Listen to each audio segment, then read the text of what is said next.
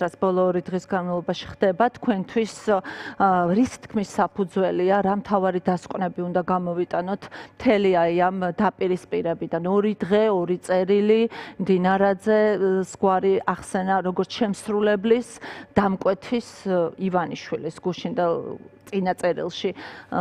რას ეტყოდეთ თქვენ ახლა მაყურებელს? მე ვფიქრობ, რომ მაყურებლისთვის და პირველ რიგში საქართველოს მოქალაქეებისთვის ის ყველაფერი, რაც დღეს ხდება ქართული ოცნების წიაღში, ორ რამეს უნდა, ასე ვთქვათ, აჩვენებდეს, ხო?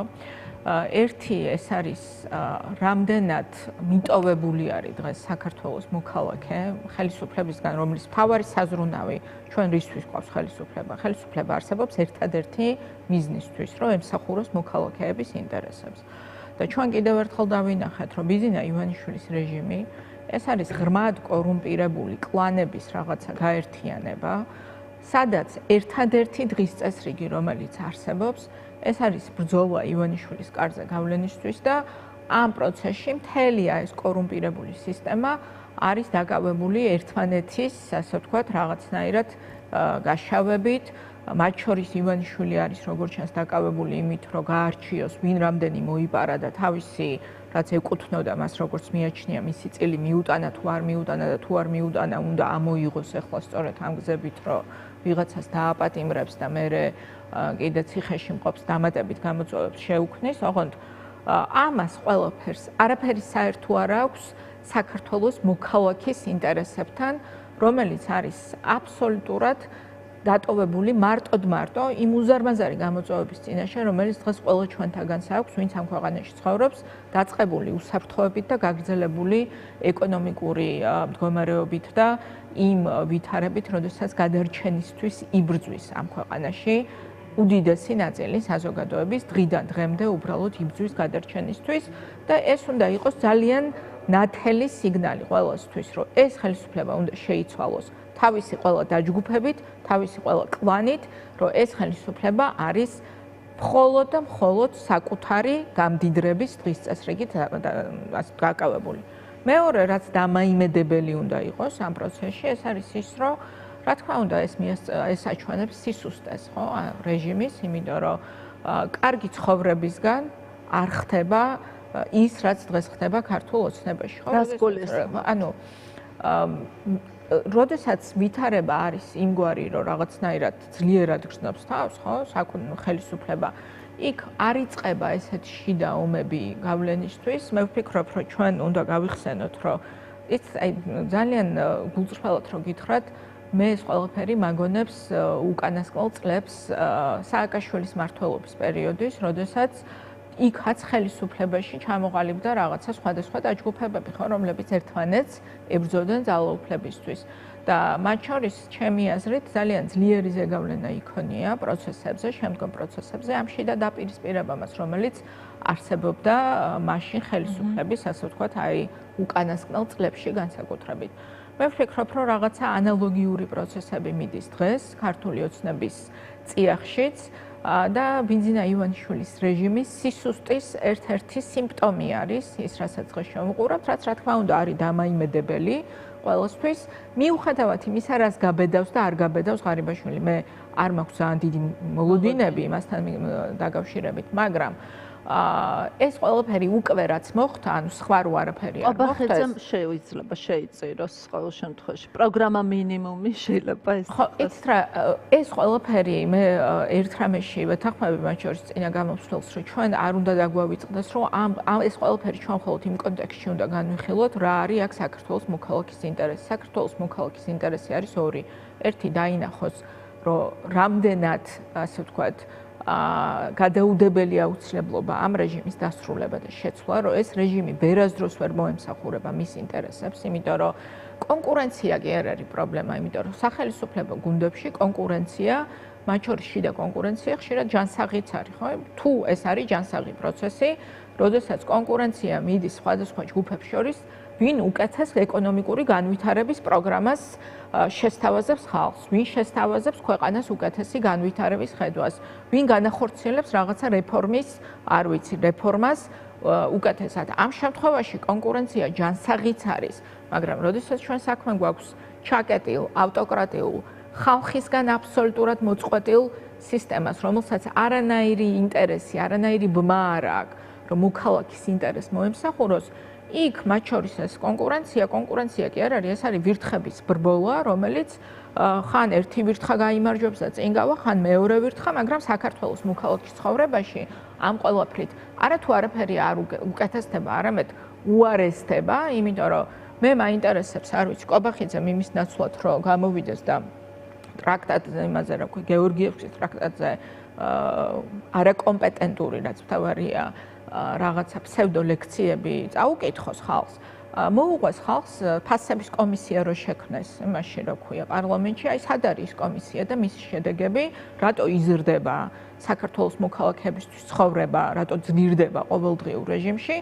მე მგონია, რომ ძალიან ბევრი თემაა, რომელსაც აჩენს ქართული ოცნება დღის წესრიგში, იმიტომ რომ მათ შორის საკუთარ ამორჩეულსაც არ გასცეს პასუხი იმ ყველაფერზე, რაც დღეს აწუხებს რეალურად მოქალაქეს, იმიტომ რომ ეს არის ხო ჩვენ რისგან შედგება ადამიანის ცხოვრება, ადამიანს უნდა რომ იყოს დაცული, უსაფრთხოდ, კონდეს ეკონომიკურად ნორმალური ცხოვრების შესაძლებლობა, მის შვილს კონდეს განათლების შესაძლებლობა, მის რაღაცა პერსპექტივა იყოს მის ცხოვრებაში და ამაზე არავინ არაფერს ხელისუფლებიდან საერთოდ აღარც პირდება და აღარც ესაუბრება და დღის წესრიგი არის შევსებული რაღაცა მოგონილი არ ვიცი სხვადასხვა კომისიაზე რო ვსვამდით კითხვებს თქვენ არა ოპოზიციის რაღაც ნაწილი გვეუბნებოდა რომ ესეც შემოგდებული თემაა ფასების კომისიაზე საუბარი ეს პროცესი დაიწყო თავად ქართულმა ოცნებამ იმიტომ რომ ჩვენი ყურადღება გადაიტანოს რაღაცნაირად რჩება ხოლმე განცდა რომ ალბათ მნიშვნელოვანი არის ვიცოდეთ მოქალაქეების დღის წესრიგიდან გამომდინარე რაზე არის სალაპარაკო, რაზე არ არის სალაპარაკო ამ ნაწერილის ნაწილში ახლა თქვენ ესეთ კაფეო შეფასება ქონდათ ვირთხების ბრბოლა ამასაც ეს ამბავი ხო ამასაც აჩვენებს ხო ამის რაღაცნაირად ილუსტრაცია ხდება სინამდვილეში როგორი ბუნება აქვს ივანიშვილს როგორ წყვეტს ის საქმეებს როგორ არჩევს როგორ იცილებს პოლიტიკურ ოპონენტებს და მათ შორის ეს შეიძლება იყოს ვოლსკისთვის თუ კობახიძესთვის თუ მდინარაძესთვის გზავნილი აბსოლუტურად იგივე სცენარს გაიზიარება ისინიც. ვიკა პრობლემა რაშია, იცი რომ ანუ ივანიშვილს აქვს თავისი ძლიერი მხარეები, ხო ჩვენ რამდენი კი, თემების შემოქმედება ნამდვილად არის მისი ძლიერი მხარე. ეს ალბათ ეს ანუ მან აბსოლუტურად ვერაფერი ვერ შესთავაზა საქართველოს.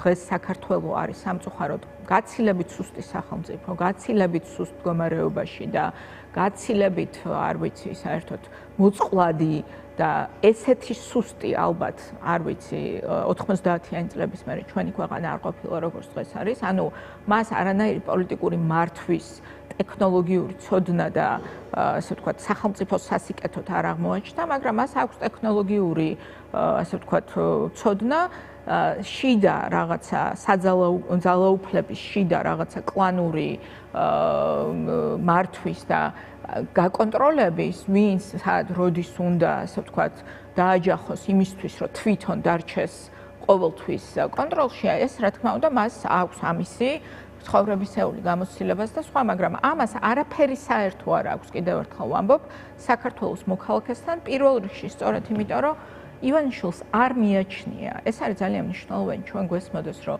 ბიძინა ივანიშვილს არ მიაჩნია საკუთარი თავი ანგარიშვალდებულად საქართველოს მოქალაქის წინაშე. მას არ მიაჩნია, რომ თქვენი აზრი, ან მისი ამომრჩევლის აზრი, ქართული ოცნების ამომრჩევლის აზრი მისთვის არ არის ამდენად მნიშვნელოვანი, იმიტომ რომ ის ფიქრობს, რომ ტექნოლოგიურად ის გააგრძელებს მართვას ისე როგორც მართავდა და ყველა შემთხვევაში ძალაუფლება შეინარჩუნებს, მათ შორის თუ დასჭირდა იმის ხარჯზე, რომ ასე ვთქვათ შეცვლის ამ ქვეყნის საგარეო პოლიტიკურ ორიენტაციას.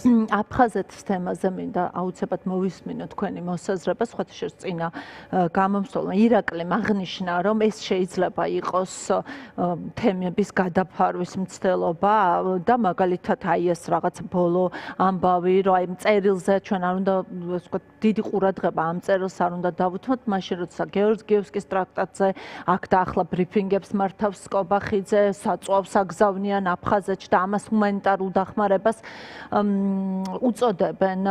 და აი აქ მაინტერესებს თქვენი შეფასება, თქვენი არგუმენტი როგორია მიმართებაში და საერთოდ აი ამ აფხაზეთში საწვავის გაგზავნის აი ამ ოპერაციას თქვენ როგორ აფასებთ? ნუ იცით რა, პირველ რიგში ჩვენ ვფიქრობ, რომ ამ რეჟიმზე როდესაც ვსაუბრობთ, უნდა გვახსოვდეს რა არის მთავარი მამოძრავებელი იმპულსი ამ რეჟიმის ყველა გადაწყვეტილების უკან რა დგას, ხო? და ეს არის ჩემი აზრით აქ არის ორი მთავარი ფაქტორი. ერთი ეს არის ფული, ანუ სად შეიძლება რომ იშოვნონ ფული, მეტი სხვა რაღაცა ეს არის მთავარი არსი, სული, გული და რაღაცა არ ვიცი, მამოძრავებელი მექანიზმი ივანიშვილის რეჟიმის ფორმებში. ხო, ანუ ყველაფერში უნდა იშოვნონ ფული და ეს ფული ნუ უნდა წავიდეს იქ, სადაც საჭირო. ამიტომ ახლა მე თუ მკითხავთ, მე დიდად ვერ ვერკვევი ამაში, მაგრამ წარმომიდგენია, რომ ძალიან მომგებიანი ხაზი არის, ალბათ, საწვავის დეფიციტი, სადაც არსებობს, იქ საწვავის შეტანა უნდა იყოს წესით ძალიან მომგებიანი ბიზნესი. ეს არის ერთი მიმართულება, რატომაც დაინტერესდებოდა ეს რეჟიმი ცხადია ამ არხის გაჭრით და მეორე მამოძრავებელი სტიმული და იმპულსი რაც აქვს ამ რეჟიმს არის ერთი, რა უნდა რუსეთს, ხო? ანუ რა ინტერესები აქვს რუსეთს.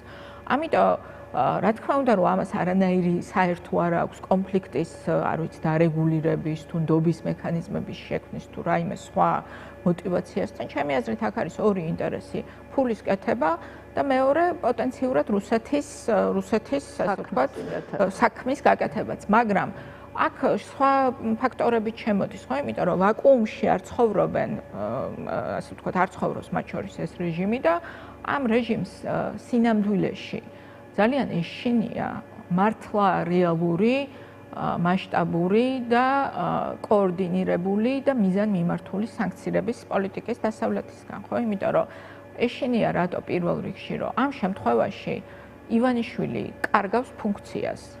ანუ დღეს ხო მისი ფუნქცია ეს არის, რომ სისტემა აქვს შექმნილი ქვეყანაში, რომელიც ეხმარება სხვადასხვა ქვეყნებს, სხვადასხვა დაჯგუფებებს იმისთვის, რომ გამოიყენონ ეკონომიკური ინფრასტრუქტურა საქართველოში საკუთარი ინტერესებისთვის, რაც უკავშირდება დასავლეთიდან დაწესებული სანქციებისთვის თავის არიდებას.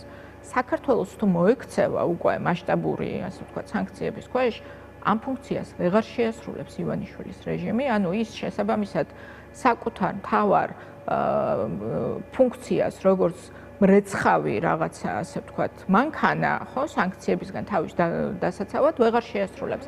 ამიტომ უწევთ მათ შორის ანგარიში გაუწიონ დასავლეთის სასრსაც და ჩვენ ვხედავთ, რომ რაღაცა მოძრაობებს აკეთებენ, ხო, როდესაც და მათ შორის ამ საწვავთან დაკავშირებითაც ვნახეთ, რომ მარტივი არ არის, იმიტომ რომ რა თქმა უნდა ეს მოექცეოდა რადარზე დასავლეთის და ამიტომ დაიწყეს გარკვეულწილად, ნუ მათ შორის თვითონ კერძო ბიზნესმაც უკან დახევა, იმიტომ რომ შედეგები, რომელიც შეიძლება დადგეს იმ შემთხვევაში, თუ ეს იქნება ხილებული როგორც სქემა, მათ შორის პოტენციურად უფრო მასშტაბური სქემა ხელის შეწყობის რუსეთის ინტერესებისთვის, შედეგები იქნება ძალიან მძიმე ცხადია.